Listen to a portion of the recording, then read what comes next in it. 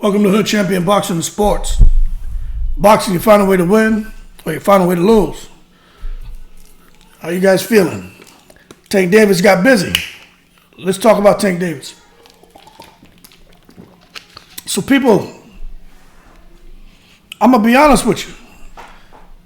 I don't know who can beat Tank at this time. 130, man, even a 140.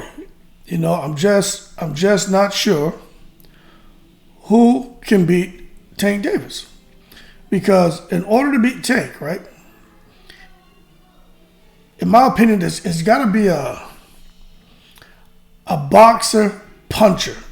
Not just a boxer like Devin Haney. There's got to be a no-kidding boxer puncher. Now, Tank is a boxer puncher. But from 130 to 140, I mean, who's a real boxer puncher who can move the whole 12 rounds, fight the entire 12 rounds? You see, that's what it's going to take. Now, when you look at 130 pounds, I just don't see nobody there. You look at 135. You got Ryan Garcia, he's, whatever, 140, 135. They're going to be fighting. I think Ryan Garcia has a good chance to represent himself well. I just don't think Ryan Garcia has the boxing ability. I don't think he has the stamina to be able to work as hard as he's going to have to over those 12 rounds against Tank. And also, Ryan Garcia has a horrible habit of fighting with his chin in the air. And he has yet to correct that. So maybe that's why he's taking all this time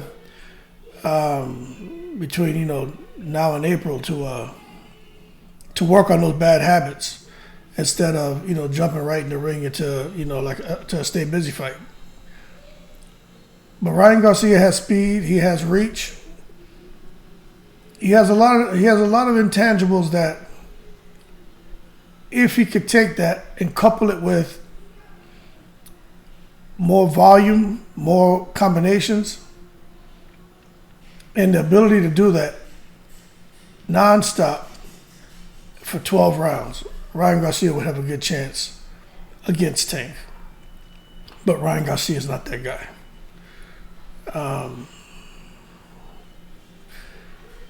You got Regis Prograis who can fight. That would be a good fight. Regis Prograis, he's a problem, okay? But they got some killers at 140. If we're trying to set Tank up to lose, they got some killers there who, Ramirez, they got some guys you could throw Tank in with. But at the end of the day, I'm just not seeing it, man. You see what, for a fighter to hit someone so hard, right? He hit Hector Garcia so hard that he went blind. You hit somebody so hard they can't see. The man lost his vision, and then it came back. It's like, remember back in the day, for those of you who remember, you had them little box TVs, man, and the cable goes out, and then you get all that interference on the screen. You got that loud sound. It's like Tank hit that man so hard he had interference on the brain, didn't he? But I will tell you this. Tank Davis is getting flack from some people because of that fight with Hector Garcia. They keep saying that Hector Garcia was a cherry pick. I just don't see how in the world people are calling that a cherry pick. Hector Garcia was the taller, bigger fighter. I understand he came up from 130. But I personally don't see that as a cherry pick, but I understand the argument. Now, going forward, right? We know that this is something that I want to make sure I put out there. I feel that what I'm about to say is a fact. But the second part of what I'm about to say is something I believe. Okay, The first fact is Leonard Ellaby and Floyd Mayweather never wanted to put Tank into any kind of fights where there's a strong chance of him losing. They didn't mind putting him into a competitive fight every other fight or every 2-3 fights, right? But they really didn't want to put him in something like taking him and putting him into a Regis pro grade. That's a high risk fight for Tank.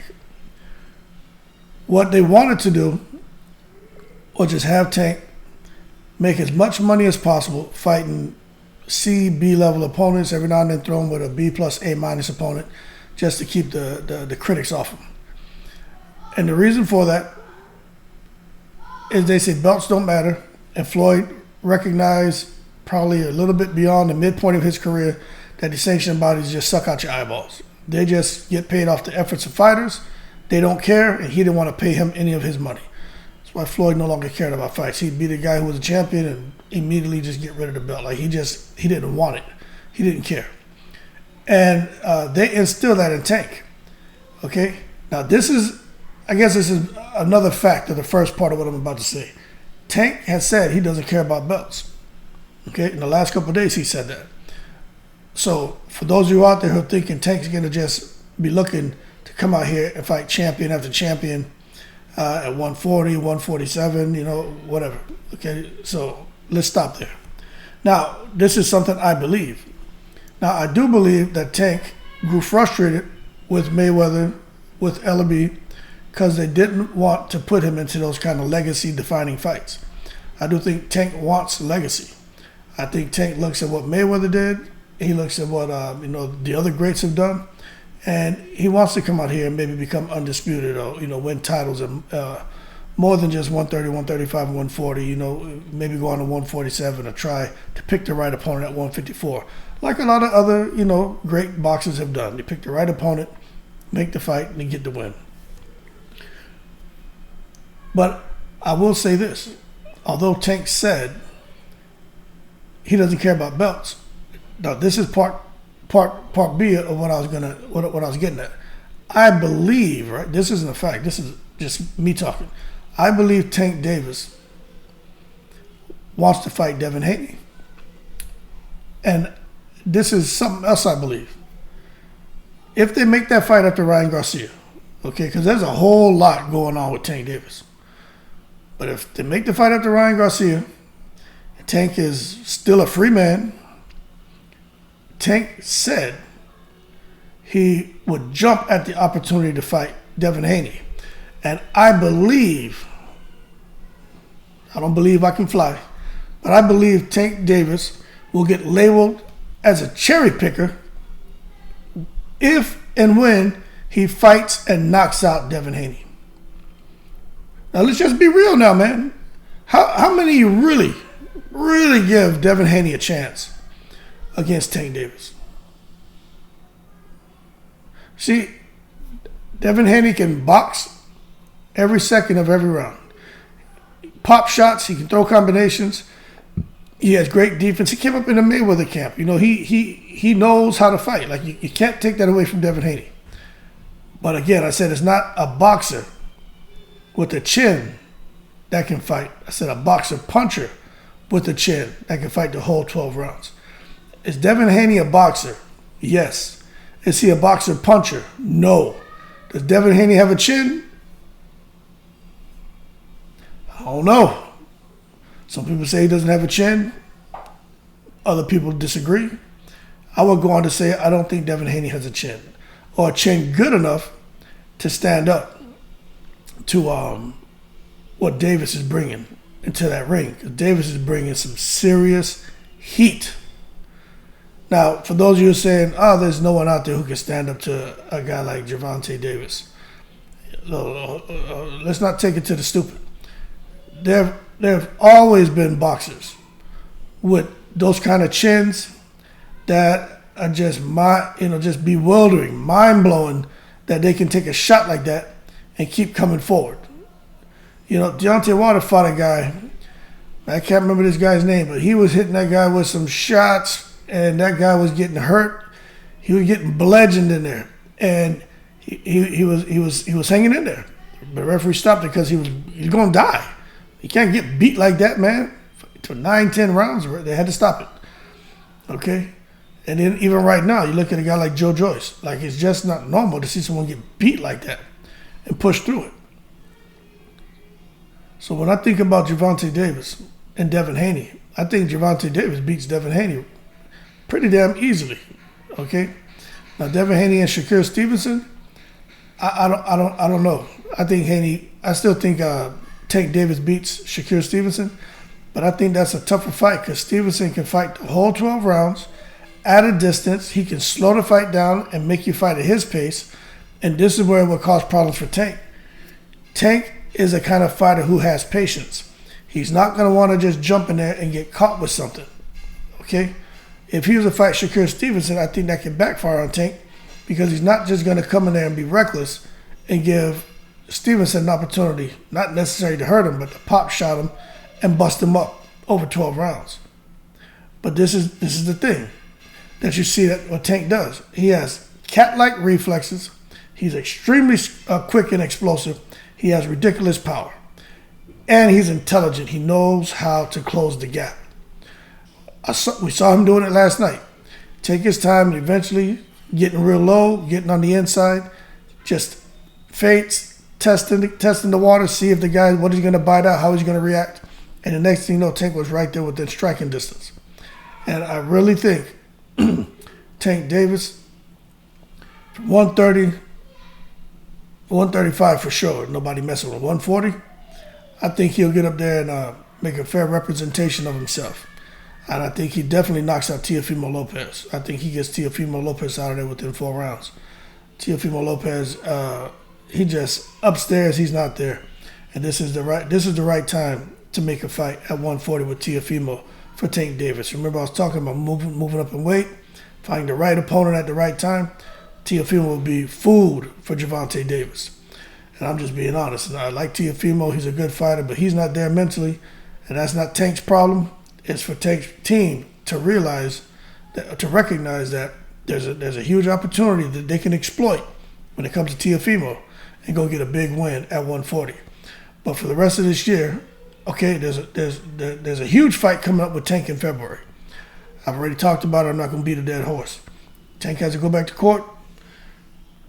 Could be, see you later. Whether it's a 30-day jail stint, 2 months, half a year. We don't know. I'm hoping he doesn't get any jail time. But just all the signs are there that they're gonna make an example out of him. So if he does manage to get through that February court case and dodge jail time, good for him. He'll go on to fight Ryan Garcia, and then hopefully they can make the Devin Haney fight. I just don't think Devin Haney wants any parts of Tank Davis. They talk like they do, but they really don't want it. I think Tank realistically is going to have to go up, fight somebody at 140, and maybe even pick the right opponent at 147. But other than that, I'm not sure what else Tank can do, because when you hit somebody like that, it's crazy. Everyone he fights, at some point he touches them. When he touches them, they don't respond correctly. The only fighter he fought who was able to handle Tank Davis for the course of the fight was Isaac Cruz, and Tank hurt his hand in that fight. So I just think we should be fair to Tank, be fair to his opponents in our assessment of Tank getting in the ring with people will say with guys who aren't cherries. Because I'm going to be honest with you, the big dog at 135 is Devin Haney. If Tank fights him, to me, I can see people saying that's a cherry pick, because the consensus is, right? I'm not going to say everyone, but the majority of people say Devin Haney's the weakest of the so-called elite fighters at 135. They say he's the easiest fight for anyone. I don't necessarily agree with that, but that's just what a lot of people are saying in the comment section on the video I posted, and also when I was out there on Twitter reading through some of the posts. The second in line, the saying is Shakur, and then the top dog is Tank. So if that's the case, you already expect him to beat Devin Haney. You already expect him to beat Shakur. So why are we calling him a bum for fighting Hector Garcia if you're saying that guys who aren't cherries, Tank beats them easily. So to me, if that's your view, then that means anyone Tank fights is a damn cherry pick. So y'all got to really think about things before y'all throw it out there into the world, man. But Tank going forward, we'll see how things go with his career, his court case, Ryan Garcia, and we'll see. But one thing I'll say about Ryan Garcia, he can fight. He earned his spot. But this is what I don't like about Ryan Garcia. I don't like him being with Joe Goulston. I don't like it. I don't like it. He's not. When he was with Reynoso, I would give Ryan Garcia a better chance at getting in there and representing himself. I just don't think Joe Goulston is the guy to prepare Ryan Garcia to get in the ring with Tank Davis and to get a victory. I just don't see it. Ryan Garcia hasn't looked stellar. He's looked worse, in my opinion, since he left Eddie Reynoso. But, that's my opinion. That's not fact. It's just something. This is how I see it. You may disagree. And I don't like to see fighters bounce around from trainer to trainer to trainer. They're inconsistent. They're trying to learn new things, and as a result, when they get in the ring, they're not as instinctive as they once were. They're having to think a lot. They can't just get in there and react. And it doesn't matter how much muscle memory they have. You just can't react because now what you want to do naturally, you're stopping yourself to try to do something that someone recently taught you. And that is a recipe for disaster for Ryan Garcia getting in there with Tank, who you watch when he fights. He just responds, he reacts. He's used to having the same trainer. He's used to being trained on a lot of the same things. And when Tank gets in that ring, there's nothing for him to think about. Matter of fact, he does things that blows his coach Calvin Ford's mind. Calvin Ford sees Tank doing things that he's not even telling him. Tank's just doing it. So that tells you that Tank's been doing this for a long time, and he's familiar with different styles, and he's comfortable in that ring. And I think for those reasons, I think it's only right to have Tank Davis as a betting favorite going into the Ryan Garcia fight. But that being said, y'all keep cool. Leave your comments below. Hey, again, this is something I'm doing. This right here is basically my job. So anybody want to support the channel is much appreciated. If not, I understand how it is. Not everybody has $2, $5, $25, $50, $250 to donate to somebody. I get it. But if you're at least, subscribe and like the video, man. But that being said, more to come on Tank Davis. Pay attention to what's going on in February, him and his court case. That's my biggest concern. And we'll see how everything unfolds. Y'all keep cool. I'm in the breeze.